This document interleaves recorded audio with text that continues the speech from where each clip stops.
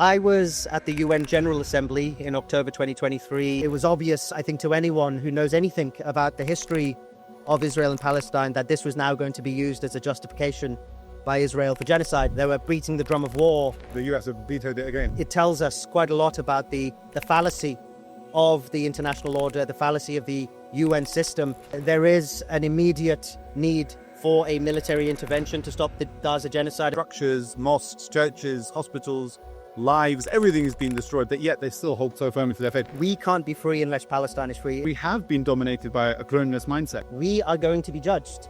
So we should say what we think is right. So I guess that's why you're doing the words, to raise that call with those who can do the action. Faith has been seen in a very secular manner now, which is prayer, fasting, but actually, what about the oppressed? Yeah. What about the rights of the Christians? Who's protecting them in the Middle East? We should be proud of Sharia law. Geneva Convention, no one follows it. I mean, Israel is completely ripping that to shreds at the moment by ripping the children to shreds. Why are we so scared of Israel? Welcome to the Narrative House podcast. Today we are doing a special podcast from Cairo. I have Ousman Noor with us. He's a human rights lawyer, a barrister, and someone who's been a huge advocate for Palestine, most notably talking about military intervention and the need for it to end the genocide on Gaza. So without any further ado, I'll introduce you to Ousman. Assalamu alaikum. Alaikum salam. Thanks for doing this. And we've got an amazing backdrop here in the Nile. So inshallah, I'll kick off and just talk about really why we're both here in Cairo. Could you take us through why we're here in the midst of this genocide? We came here for the march to Gaza. It was an expression of solidarity with the people of Gaza. We were thousands of people from all over the world, a bottom-up movement that aimed to march to Gaza from Cairo. We had demands which were to end the unlawful occupation of Palestine, to ensure unhindered aid. But we have been met with resistance from the Egyptian authorities. In fact, the march was fragmented, decimated. People were deported and detained. And in fact, we know that the Egyptian authorities even paid Egyptians to attack the people on the march. And so we have been told we must remain in Cairo, which is a bit of a disgrace. And we are now trying to recalibrate our energy. And I'm here now in Cairo with you, sitting here at the Nile and trying to figure out a way forward. Yeah, absolutely. And I was actually one of those people detained on Friday morning as we were making our way to the protest. Security forces were swarming the capital and picking people off the streets. So, as you say, there was a huge effort by the regime to crack down on this peaceful protest, but it was aiming to really bring attention to Gaza and to how we might be able to end this genocide. So, in terms of the activities that really have taken place, if we go back all the way to the 7th of October, you were working for the UN at the time, I believe. I was working within the UN system, but not officially for the UN. I was a lobbyist. Okay, within the UN, though. In terms of your interactions in the UN regarding Palestine, it led to you being dismissed, I believe, from your job. Can you walk us through what happened? I was at the UN General Assembly in October 2023, lobbying on the issue that I was working on, which was autonomous weapon systems. These are weapon systems with artificial intelligence that Israel is the number one proponent of, the number one developer, the number one supplier. And in fact, they have been using these weapon systems against Palestinians, and Palestinians have been the test subjects. Palestine is a laboratory for this new wave of warfare. So we have been advocating against these weapon systems, trying to advocate for a new international treaty to prohibit these weapon systems. And the contacts that I built up were diplomats within the UN system, people working in humanitarian disarmament, and people who advocate generally for international law, international humanitarian law, and we use the law as a tool to achieve this new norm against these systems.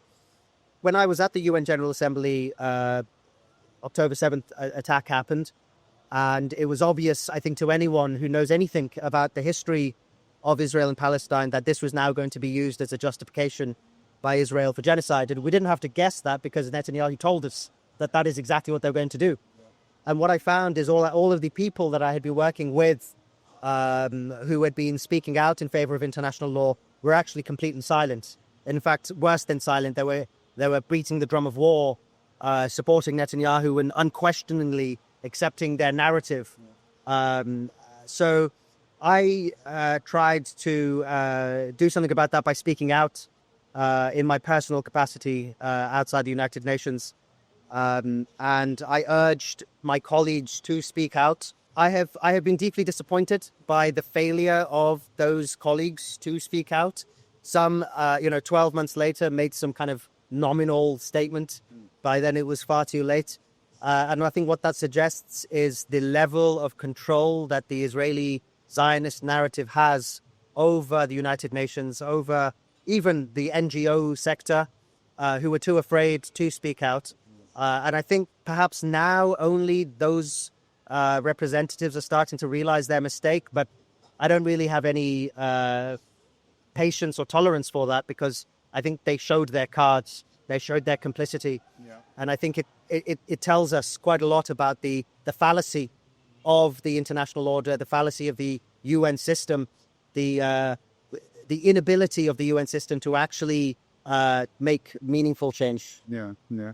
And this question about the UN, I mean, some people still have hope that the UN will bring peace and prosperity and safety for the people of Gaza. Do you have any hope that the UN has the ability to deliver that for the Palestinian people? The UN is now being used as basically a comfort blanket for people to not take accountability, to not take responsibility.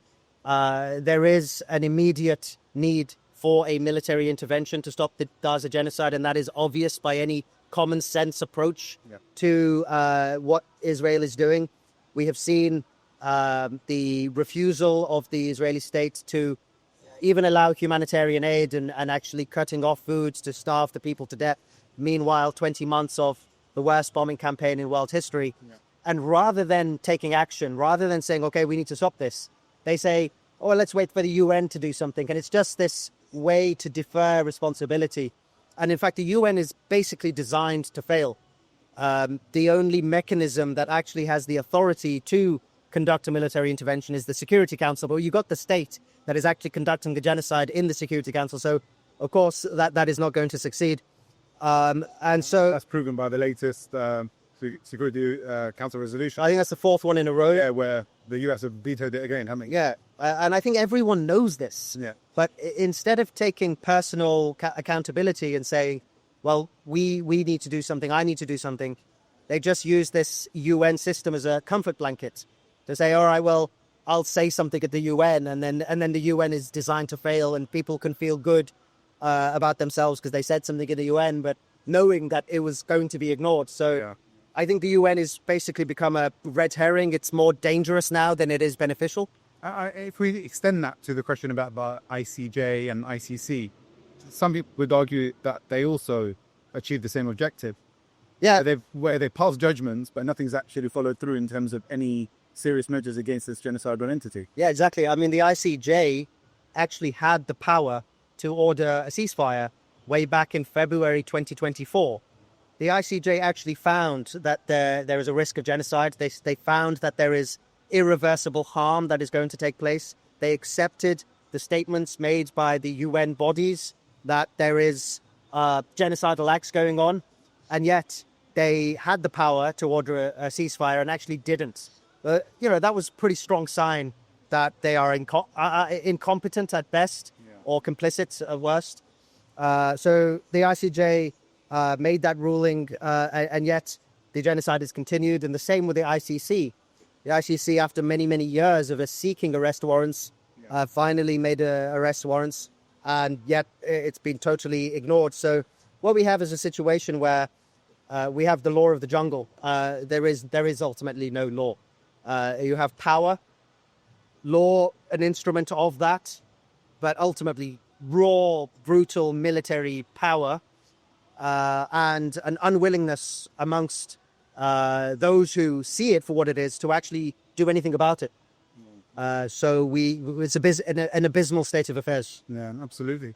So after your work as a lobbyist with the UN, what steps did you take to continue your pro-Palestinian activism, and how much did your faith play a role in that? My faith my faith is the guiding principle for everything. Ultimately, the beauty in Islam is such a simple beauty, and we often complicate it. You know, when we Surah Fatiha, which we recite, you know, if we pray 5 times a day, we say Allah is the Lord of the Day of Judgment, the Master of the universe. Therefore, why would you be scared of anything other than Allah? If you just accept what we say all of the time, there is no one worthy of worship other than Allah. There's no one worthy of fear other than Allah. Why are we so scared of Israel? Our life here is finite. We are blessed to have each day that we have, but it could be taken away at any point. But then we have eternity to face Allah and eternity either in hell or heaven. Why would you be scared of anything other than that? So that has been my guiding principle in terms of what I have done. I've just been in full-time activist mode. I trying to coordinate an energy embargo against Israel. I carried on trying to change things at the UN to no avail, to no success. But I was lobbying at the United Nations Human Rights Council. I've been doing grassroots activism. But the conclusion that I came to is that the only way to stop the genocide is through a military intervention. And so I founded the Protect Palestine campaign to try to mobilize public opinion around the world. Firstly, to recognize that is what's needed, but then actually to mobilize for it to happen. Yeah. Yes, I have articulated that in terms of the legal framework, although, as I said, the law has been co-opted by those in power, but it is still necessary for those who have not yet come to the same realization that we have, that the law is actually on our side on this. The law does say that the military intervention is required. Judicial and diplomatic mechanisms have failed. There are precedents for military intervention. So, but ultimately, it takes political confidence.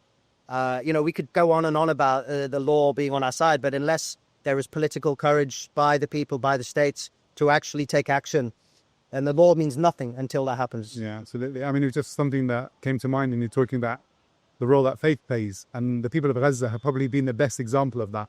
Yeah, where they've really been an amazing example to the world in terms of how their Islam shapes the way they look at this unbelievable test, really, something that we can't even imagine. Yeah, to lose everything, literally 90% of homes, structures, mosques, churches, hospitals, lives, everything has been destroyed, but yet they still hold so firmly to their faith. It's just something that really, I think, has got a lot of people to be introspective about their own faith and take lessons from them. So just doesn't really come to my mind. I just want to do, before we go into military intervention, just another area that I wanted to explore is your personal link to Palestine and the region. Yeah. I mean, I'm from Kashmir. Okay. We are Palestinian brothers in terms of the struggle. We're both occupied, but almost occupied for exactly the same time. Both occupied for the exact same time, the same legacy of British colonialism. Exactly. India behaves exactly as Israel does, has the same Zionist, they call it Hinduta, but the same for ideology of race supremacy. Absolutely, yeah. And the same actually forms of resistance. Arguably, Kashmir has been difficult to say that something could be less successal than Palestine, but in terms of global recognition, it has actually failed to captivate an international audience. So I had that background, but I also was a refugee law lawyer. Okay. So I represented people from conflict from many parts of the world, and through that you see the linkage. You see the ways in which oppressive states use the same tactics and the consequences of that on ordinary people.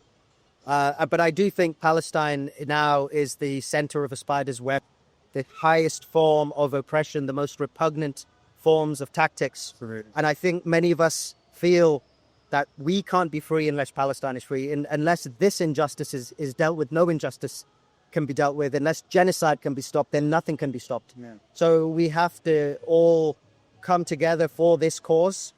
And I think, inshallah, if we can succeed, it's not just Palestine that will be free, we'll all be free. Yeah. Palestine has been liberating us, actually, as much as we have been trying to liberate Palestine. We've been able to excavate ourselves from false false setups, like I had been, in this disarmament community that turned out to be absolutely false. So I was able to excavate myself from that, and in a way become liberated from it. And I do feel liberated from it, personally liberated from it. I feel less fearful.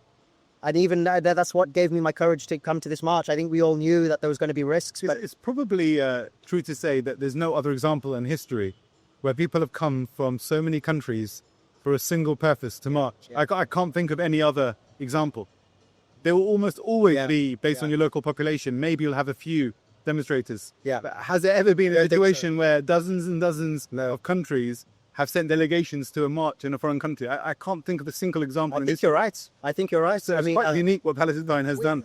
I was sitting in just to give you a context, I was sitting in a room or semi-holding cell with people from Turkey, France, Switzerland, Britain, Ireland, Scotland, all over the world. Yeah. People that we couldn't even communicate with. Yeah, Malaysia. Oh, there was a Malaysian in there, Dutch, Belgian, all sorts. Yeah. And they all came for one purpose, Greeks. It was beautiful. Amazing. Yeah, beautiful thing. I can't think of any situation in history where this has happened. Absolutely beautiful. So it echoes really your words that this has been a liberating factor almost for the whole world. Yeah, I think Palestine is united humanity. Those who have humanity feel part of this cause. That's reflected in, I think, what you just said.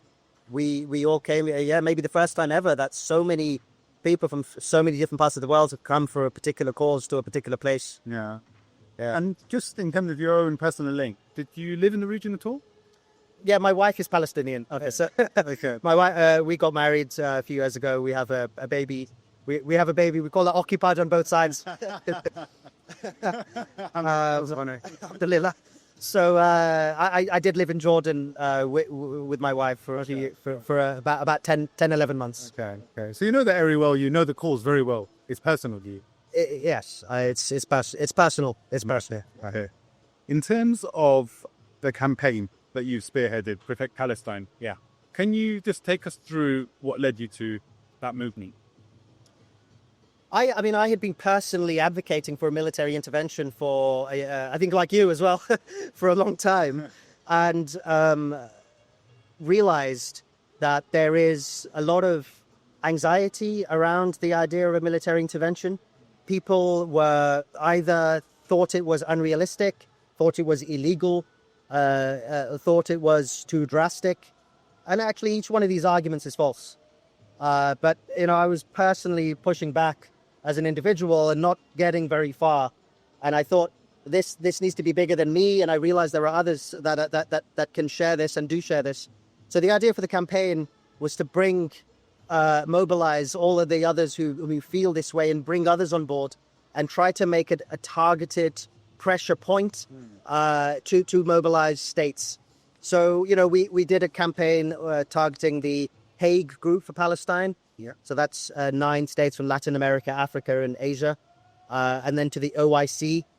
People will say, what's the point? But they're missing the point. The point is, like I said earlier, it's about what we stand for. Yeah. We are going to be judged. So we should say what we think is right. Who knows what the consequences will be? We leave that for God to decide. But if you're not saying it, if you're not standing up for it, then you're in no position to criticize others. Yeah. If you're not standing up for it, so it's about staying true to what we think is right, being willing to put up with the backlash that has been backlash, but ideally creating momentum, creating the certainty that is the right way, and we started to have some success in that way. So I want to explore a couple of things then.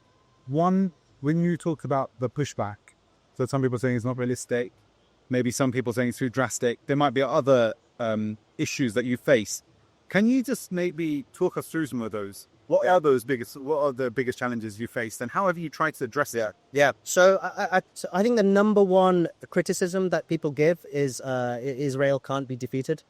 People have this sense that Israel is invincible, and I think Israel has tried to cultivate that, and they've been using tactics to repress people, to make them feel like, something bad happened to this person, therefore something bad is going to happen to me.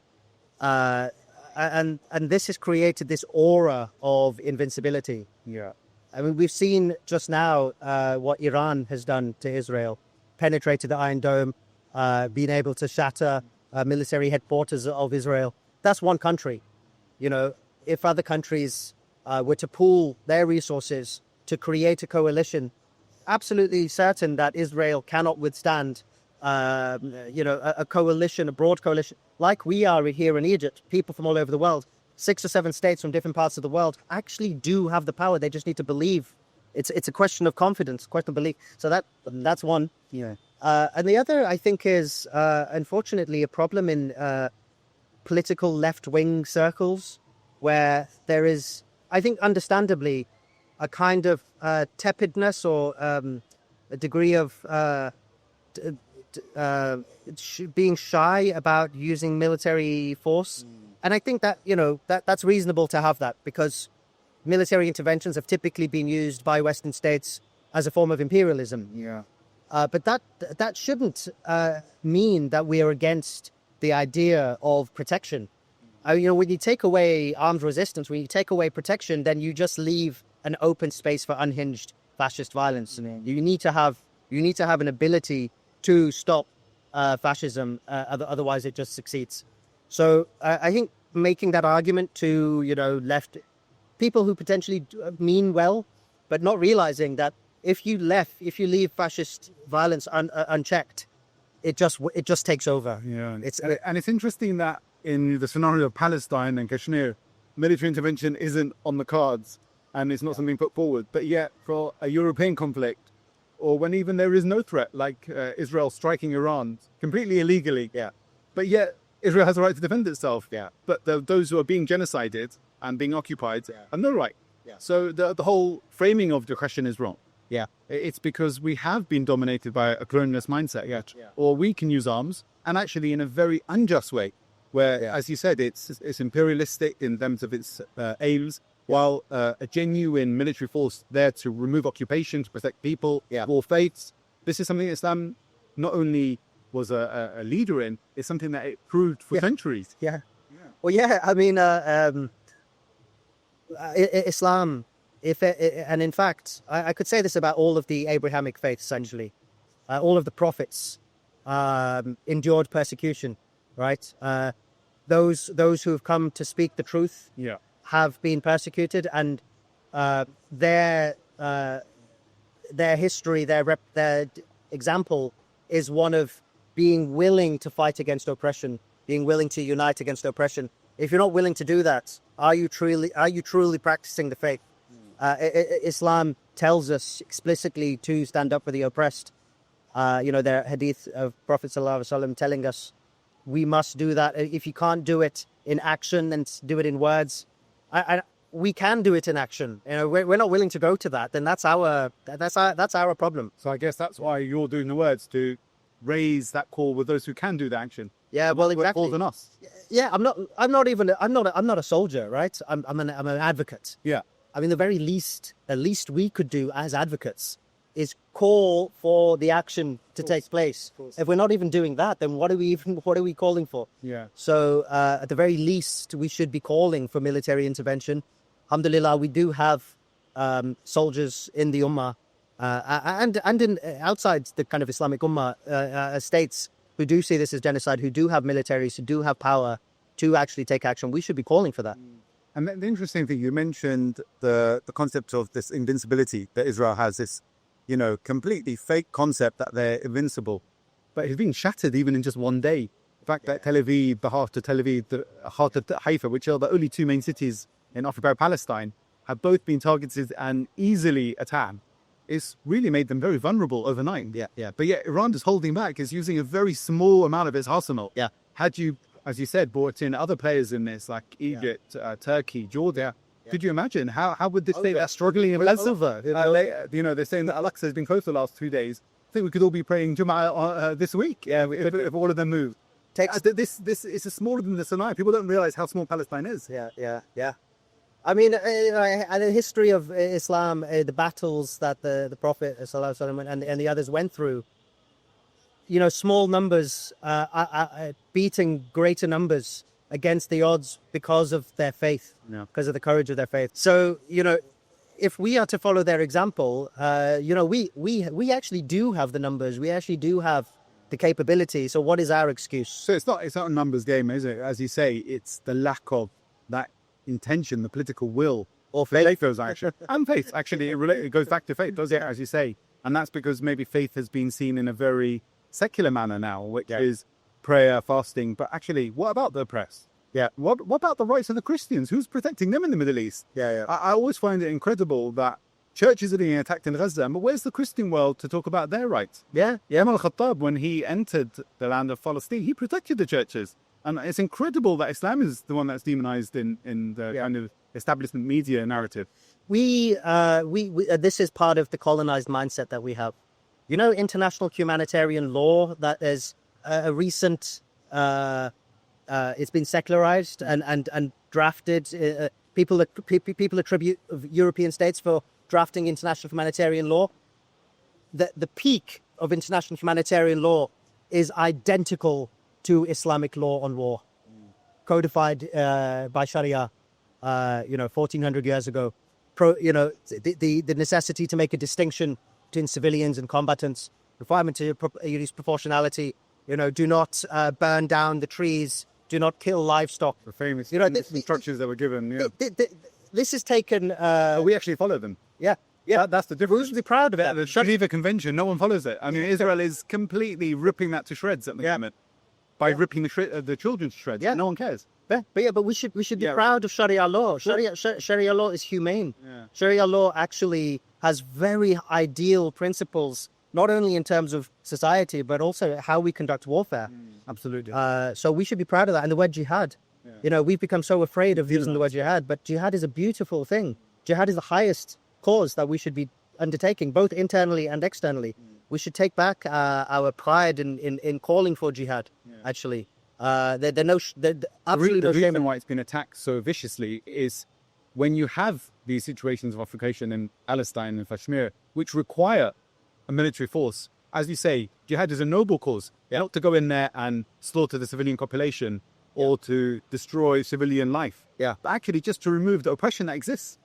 How noble can that be? So entering Palestine, ideal, as Omer Hussain did, and not shedding any blood, or Salah ad-Din Ayyubi, a great man that left from this land, to bring back Palestine under Muslim control. So we have everything in our deen to both liberate Palestine and liberate ourselves. So I want to ask you a more challenging question about this campaign. Okay. Because I think some will be convinced, many are, that Israel is far from invincible. Many will believe that actually we have a just cause. But the biggest challenge is the challenge that we faced here in Cairo. But we weren't even allowed to peacefully protest at Rafah crossing, let alone mobilize a military force. So how do we overcome that obstacle? Keep on doing what we're doing. Yes, we weren't allowed to go on this march, but we revealed something quite important about the influence of Zionism. Egypt is occupied. The Egyptian intelligence, the Egyptian agencies, looking over my shoulder as I said. You see, this is what they've done. They've done. I mean, but the interest, if I just stop you, I'll just let you continue. But I've met many Egyptians. OP said he should be doing policy. But that's what they're doing. It comes down to fear. They're looking, they're worried. They're not sure what to say and who to say it to. It comes down to fear ultimately. Look, we get oppressed because we subdue our messages because we're scared of what the Egyptian authorities are going to do to us. The Egyptian authorities are scared of what the Zionists are going to do for them. They're scared of what the Americans do. There's this hierarchy, a pyramid, literally a pyramid. And what is the story of the Pharaoh? And there's the story of Moses was going directly to the Pharaoh and saying, Allahu Akbar, and succeeding. And stay true to that. Believe in that. Allahu Akbar. And people shouldn't be afraid of recognizing the power, the majesty, the simplicity of that message to liberate us. You end up with no fear. So it's not always easy to do. Each one of us has hardships in doing that. We will think, okay, I don't want to get detained, I don't want to get deported. But the more we are willing to show our ability to mobilize and overcome that, I think the Egyptians were more scared of us than we were of them. I think one thing that I try to relay to people about the Egyptian mindset, I think it's just important to the context.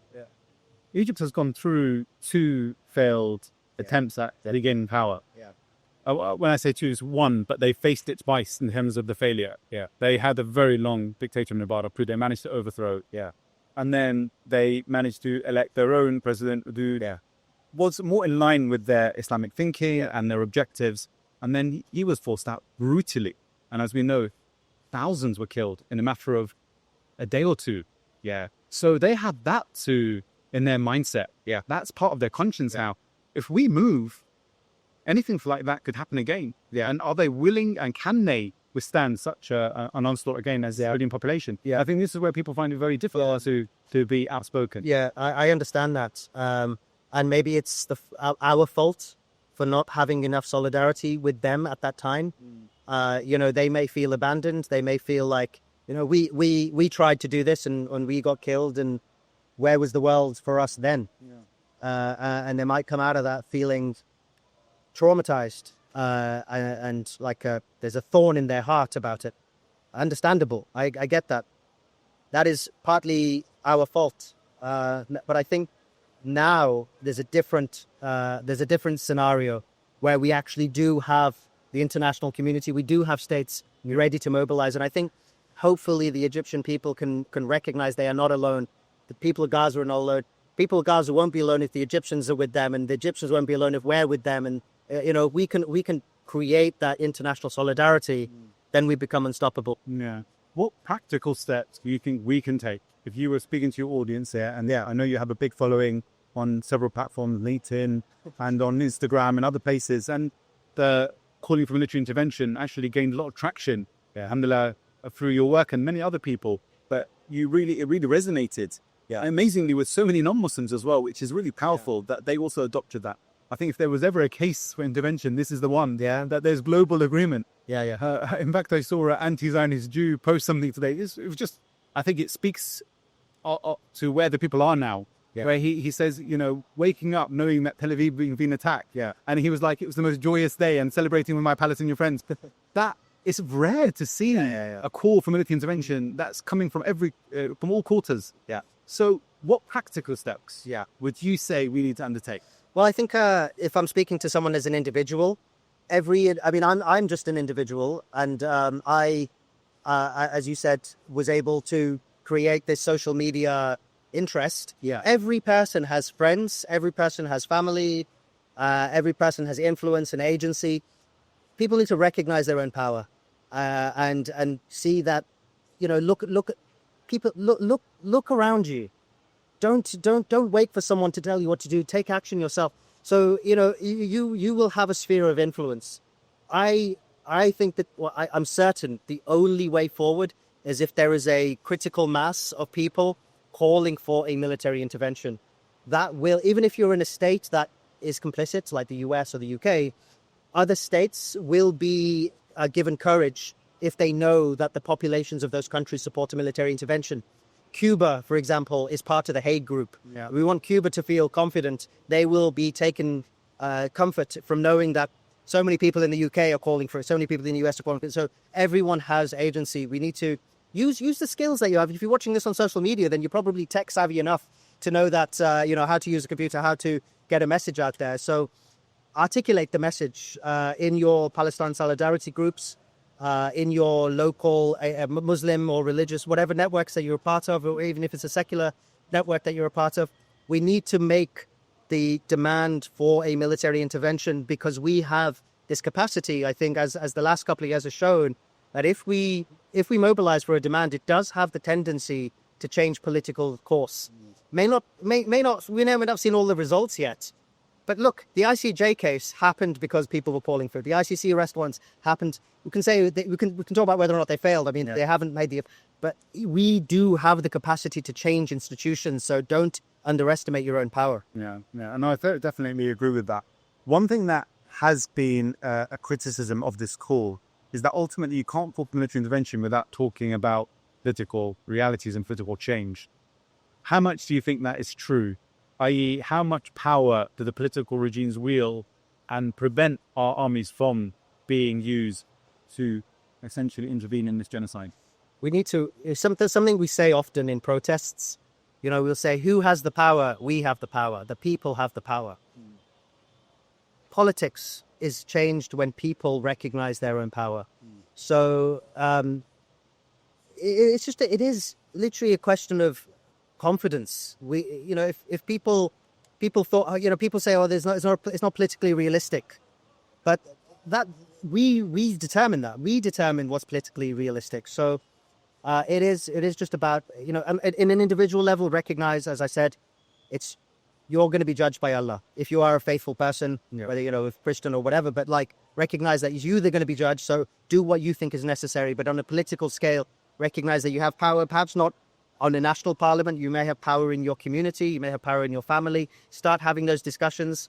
You might have a person in your family who's totally against it. Maybe you can convince them. Maybe you can convert them to the idea. So things will change when enough of the individuals mobilize for it. Yeah, absolutely.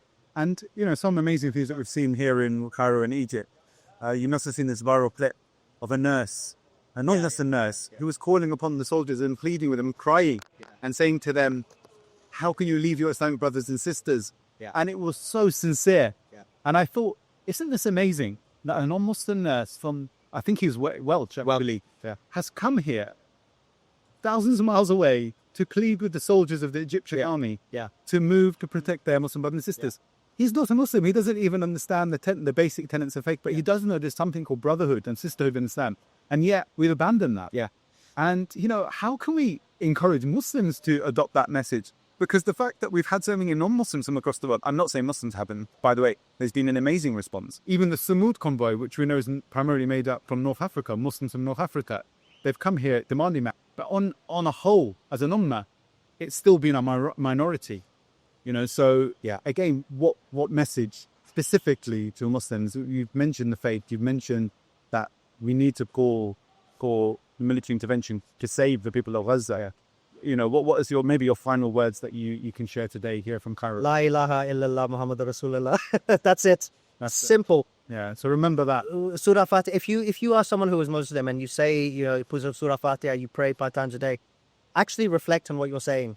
Remember what you're saying. Remember that this life is temporary. We're all going to die, either tomorrow or someday, and then you have eternity to deal with judgment. No. Are you standing up for the oppressed? Are you using the power that you have to do good in this world? And I'm not saying that you have to be pro-Palestine to be good in this world. There are maybe people who are good in this world who don't know anything about Palestine. But clearly, if you know what's going on in Palestine and you know that there's genocide going on, you have a duty to make it stop. So keep it simple. That we don't need to academicize this point. We don't need to make it seem very technical. Just remember the basic, that there is one God and you are accountable. That's it. Yeah. So on that, inshallah, from Cairo, please reflect on this and join the campaign for Palestine. And, inshallah, we want to see an end to this genocide. And the global movement has been strong. Join it, inshallah.